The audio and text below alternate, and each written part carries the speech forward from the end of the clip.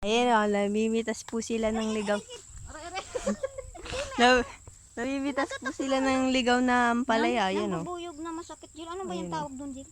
Ayun, dami. Hindi na lang. Masalis ng bubuyog yun, mama. Doon. Hindi ko Ayun o. alam kung saan siya. Ayun, ang dami. Nangingilabo tuloy ako sa sakit. Oh. Oh. Jill, ang dami kong kagot. Ayun o. Ayan sila. Saan ka kinagat? Nakagat. Sa likod, ang dami. Saan ba? Patingin. Ano? Saan? O, yun po yung mga dahon ng ampalaya. Yun o. Oh. Oh, Yun. kunti lang. Oh, namita sila. Unti lang. Tayo doon marami. Natakot sila sa bubuyog. Kasi si mama sayang. tinuturo kasi dito. Yun o. Yun o. Alam mong natin to, huwag mo tuturo mama. Yun o. Oh. Mimita sila. Naunahan na po kami ng mga iba. Para daw may pera sila. Kaya kumita sila. Yun o. Diyan po kami kumukuha ng ano.